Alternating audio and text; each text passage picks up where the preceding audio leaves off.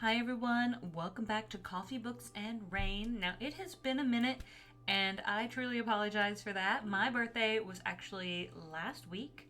I actually did record 2 episodes, went to try to edit them, realized no audio. So, I am redoing those episodes today, as well as some additional books on top of those. So, there will probably hopefully be a little bit more content coming your way in the next little while. But today, I want to start with a super fun, funny book. And so I want to kind of preface by saying that I don't choose books based on what's popular right now very frequently. When I'm on NetGalley or when I am looking around at books, I choose books that pique my own interests. I love humor, I love satire, I actually love murder mysteries, thrillers, those sorts of things. I love sci-fi. Fantasy works really well for me. I'm not the biggest romance person, but I will read it if someone can kind of convince me like there's a really good story involved and it's not just all about the romance. So, that being said, today's book is about a book called Service Model. And this is a book by Adrian Tchaikovsky, who I have actually read another book by him in the past that didn't hit the mark with me. But I don't think it's his fault at all. I never, ever, ever blame the author because it may just be me in that moment not vibing well with that book. Sometimes I just need to go back, give it 6 months or a year, and try rereading it. And then oftentimes I'm in a better place to be receptive of the book. And so you will not hear me talk poorly about books too frequently because that's not what I'm here for. Yes, I'm here to give you an honest review, but that's why I don't review books that I don't at least give a 4-star or more. You'll be able to find me on Goodreads at Hope is an Anchor, and I think it's like something like Goodreads / Hope. It might be Hope Coffee, actually. I think my Goodreads handle may be Hope Coffee, so if you want to find me there, you're more than welcome to.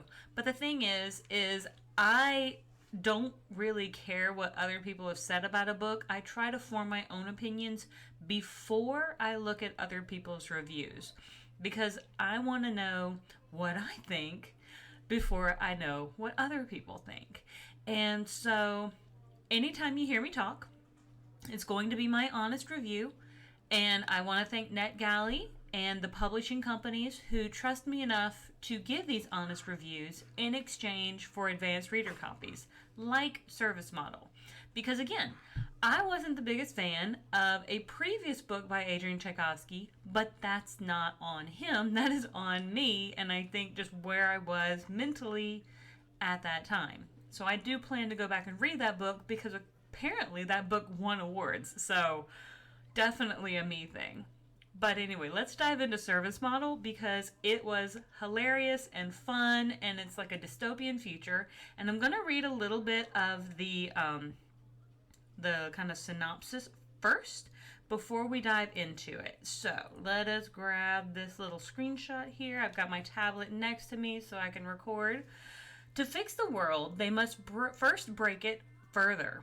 Humanity is a dying breed, utterly reliant on artificial labor and service. When a domesticated robot gets a nasty little idea downloaded into its core programming, they, we'll just say, delete their owner. The robot discovers they can also do something else they've never done before. They can run away. Fleeing the household, they enter a wider world they never knew existed, where the age-old hierarchy of humans at the top is disintegrating into ruins, and an entire robot ecosystem devoted to human beings is having to find a new purpose. Sometimes all it takes is a nudge to overcome the limits of your programming. So this is a book that is coming out on June, according to the Goodreads, no, this is the NetGalley app.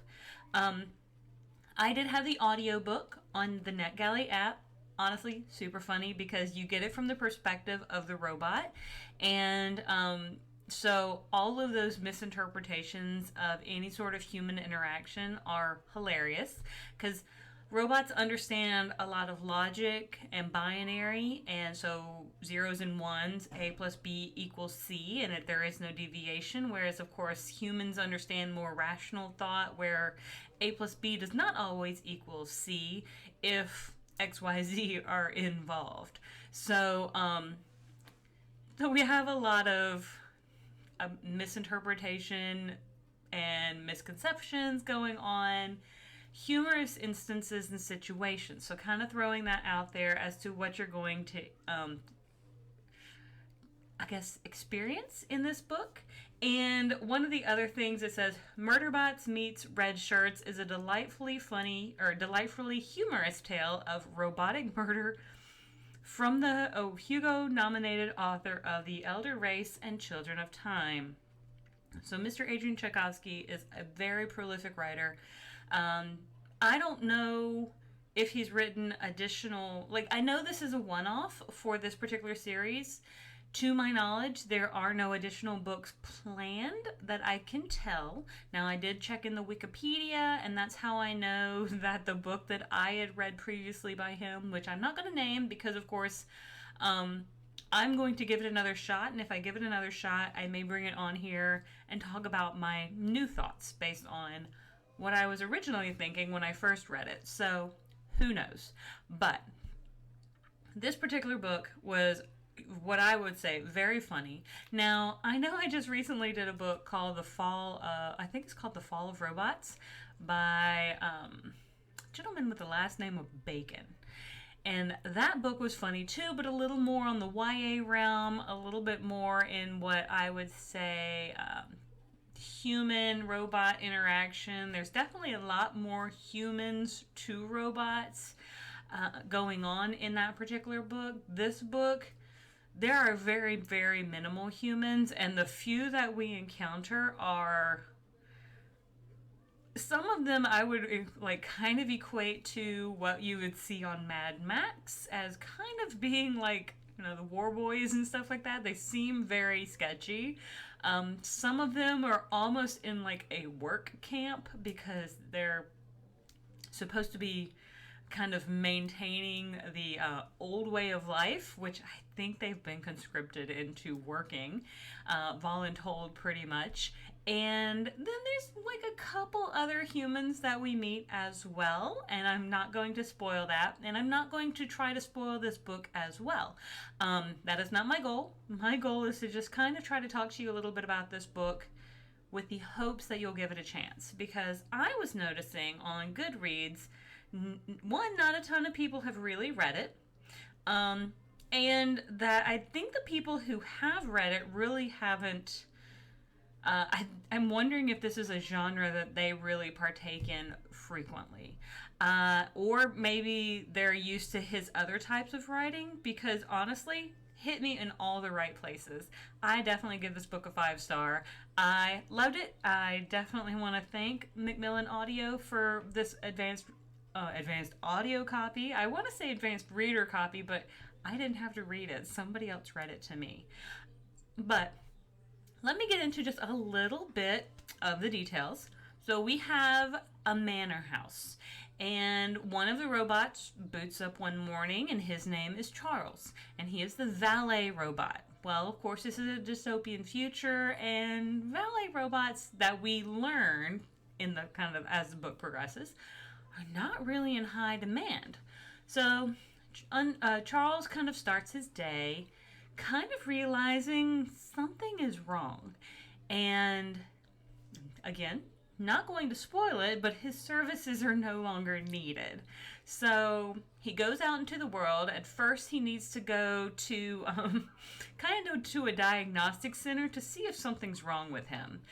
And then he kind of starts being able to, I would say, think for himself, because a program is put into his head, or at least a tasking is put into his list of taskings. I would assume it's kind of like a list of to-dos in a little robot's brain, to go to diagnostics for diagnostic testing to see what's wrong with you. Well, He realizes the line's not moving, nobody's going anywhere, and so he skips the line.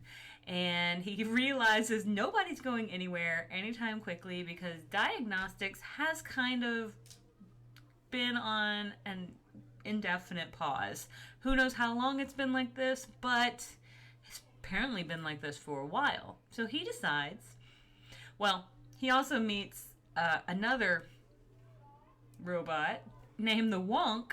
That's what it calls himself, the Wonk, who tells him that maybe he has what they call a protagonist virus, a virus that allows Charles, and ultimately he gets the name of Uncharles, and you'll find out why if you give it a chance. But the Wonk tells him that maybe he has the protagonist virus, this is why he can think for himself, and that he needs to, think for himself and to set out on his own path and do his own thing. And Uncharles, now Uncharles, previously Charles, now Uncharles, because he's no longer works for his previous manor, needs to go figure out his own path.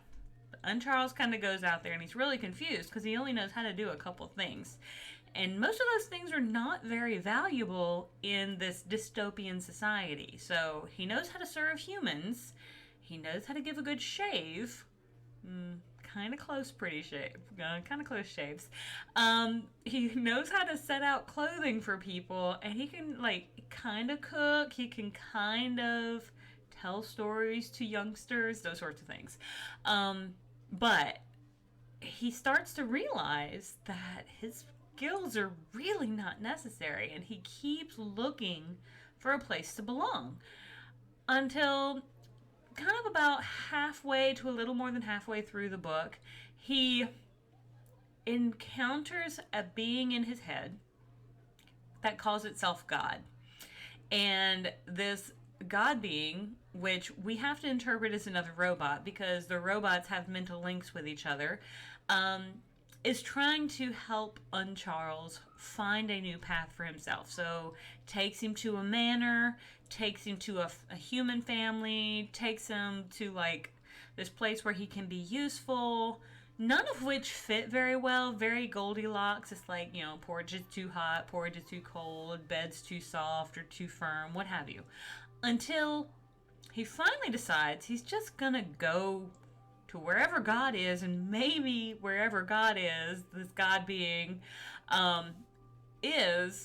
he can be useful. So he decides to head out and go see God.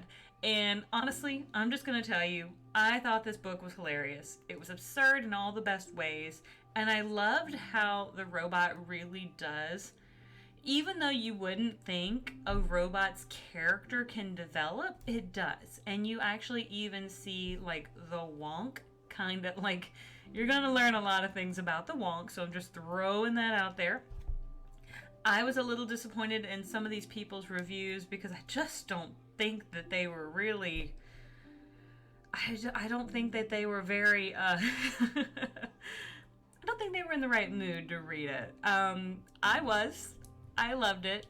I give Mr. Adrian Tchaikovsky a ton of kudos for this book because I needed it when it came across my NetGalley account, and I'm 100% going to give more of his books a chance. Now, I'm under the impression and understanding that they're not all going to be funny and satirical. They're not going to be tongue-in-cheek and witty and kind of absurd like this. But I certainly hope that I'll still see a vein of the things that I loved throughout some of his other writings. So, with all of that said, I give this book 5 stars. I will absolutely be leaving my reviews on NetGalley and on Goodreads as 5 stars, and I hope that you will at least give it a chance. I tell you it's funny. I do tell you it's witty, and it's humorous, and it's kind of absurd, and it's a little silly, but come on. It's a robot trying to find his way in the world. So, and there's really not that many humans left to, to get out there and serve. So what are you gonna do, right? But until next time, thank you so much for being with me. Thank you so much for tuning in, and I will see you all on the next page. I hope you have a great one. Bye.